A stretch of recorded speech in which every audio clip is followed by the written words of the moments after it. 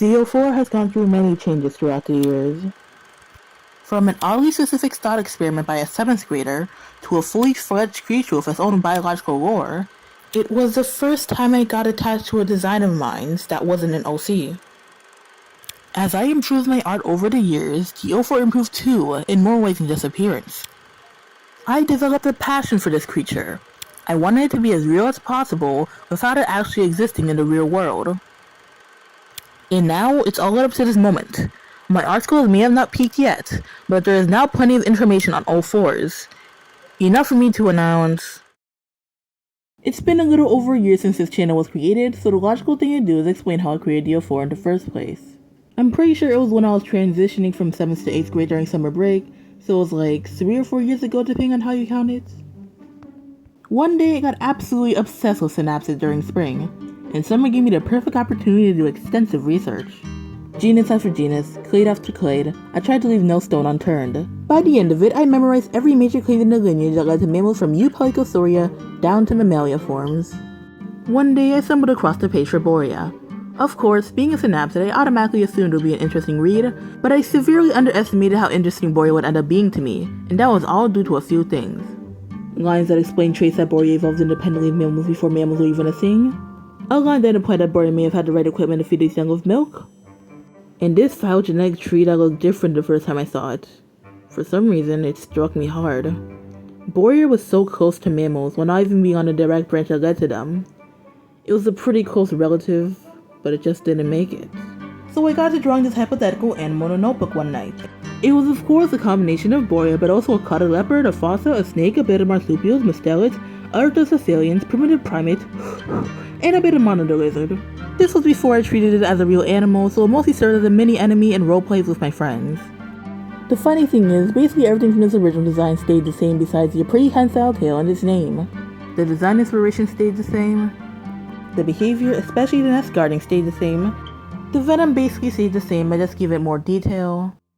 The eye color changed from yellow to green because of that one time I used a monster rhinus reconstruction as a reference image and decided to make a random individual that had green eyes. I really like the green eyes. The babies were meant to be hairless and blind at one point, but then I took inspiration from the one finding of Clientotherium revealing that its babies were basically mini adults. So I made the babies furry and born with open eyes. Did it have to do that? No, but the finding was so cool to me at the time that it only had two options. Either make a new speculable synapsid with similar traits into their offspring, or incorporate it into the Ophaur. You can tell what I picked. The Ophaur skull went through changes as I slowly began to discover how skulls work. The skull is clearly rather conservative, and all parts are the same ones that can be found in Borea. Minus this little jawbone over here that was incorporated into the Ophaur's inner ear. Even pre-Spec Evo, I had a bit of an idea of the Ophaur's evolution. Except at this stage I imagined that Borea would become a carnivore through eating insects. Eventually, I wanted to flesh out the Ophaur's evolutionary path just a bit more by creating the early design for Cyanops. Originally, Borea lacked fur wasn't a thing, and Borea Cyanops just went straight to Cyanops. More recent drafts from what I like to call the modern Ophaur era shows beta designs for more Ophaur ancestors. The only one who was never fully conceptualized at this point was Nova Borea, which I only finalized when I began coloring the thumbnail of this debut video.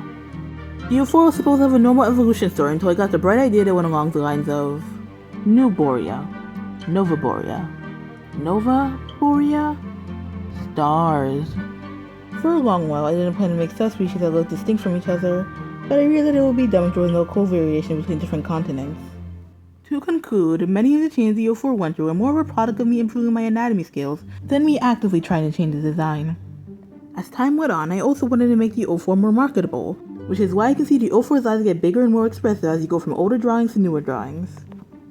Even across the lifespan of this channel, I have made small changes in my art style that affected the Ophaur's design a bit. How these changes will add up is for all of us to see. Honestly, I kind of regret dragging the Ophaur into the spotlight in a way. What was once a special little critter I made out of pure fascination for synapses became almost a commodity at this point. Especially due to some people spamming requests in my... Anyways, I'll still pull through. I think I got something special with the Ophaur, so I shall march with it till the very end. I hope you enjoyed this look at the Ophaur's history. If you're new here, be sure to check out my other videos.